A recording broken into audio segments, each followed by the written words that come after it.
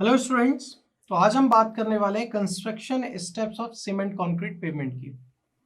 बहुत बार आरजीपीवी में ऐसा हुआ है कि इस क्वेश्चन को, इस हेडिंग को पूछा गया है और हमें ये डिफाइन करना भी इंपॉर्टेंट है एग्जाम पॉइंट ऑफ व्यू से भी और समझने के हिसाब से भी। तो इसके कंस्ट्रक्शन स्टेप्स क्या हैं वो आइए एक एक करके डिस्कस करते हैं। तो सबसे पहले कंस्ट्रक्शन स्टेप के अंदर यहाँ पे आता है, हम यहाँ पे क्या करते हैं, find design parameters. Find design parameters, हम डिजाइन पैरामीटर्स को फाइंड आउट करते हैं। ठीक है, ये हमारी कंस्ट्रक्शन स्टेप की पहली स्टेप हो गई।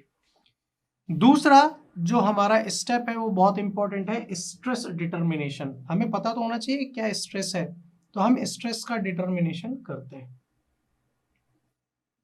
स्ट्रेस डिटर्मिनेशन, डिजाइन पैरामीटर्स वही मॉडल्स ऑफ सबग्रेड रिएक्शन हो गया, आपका व्हील लोड हो गए, आपका रिलेटिव स्टिफनेस का रेडियस हो गया। तो ये इस तरीके के डिजाइन पैरामीटर हो गए। स्ट्रेस का डिटर्मिनेशन हो गया। तीसरा फिर क्या होगा, इन दोनों के बाद हम क्या करेंगे, design of slab thickness. Design of slab thickness, ठीक है, डिजाइन ऑफ स्लैब थिकनेस। उसके बाद जब हमने स्लैब की थिकनेस डिजाइन कर ली, फिर हमारे पास क्या बचा, जो आप ज्वाइंट्स प्रोवाइड करोगे उस ज्वाइंट्स की स्पेसिंग कितनी होगी। Spacing of joints, spacing of joints बहुत इंपॉर्टेंट है। जैसे ही ज्वाइंट्स की स्पेसिंग पता चल गई, फिर आपको पता है कि ज्वाइंट्स कैसे टाई अप होते हैं, अलग अलग बार से। तो आप क्या करोगे, फिर आप डिजाइन करोगे डोवेल बार को। Design of dowel bars.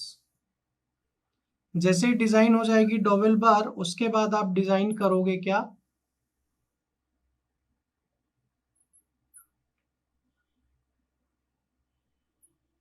Tie bars. और लास्ट आपका क्या होगा, design of reinforcement. Design of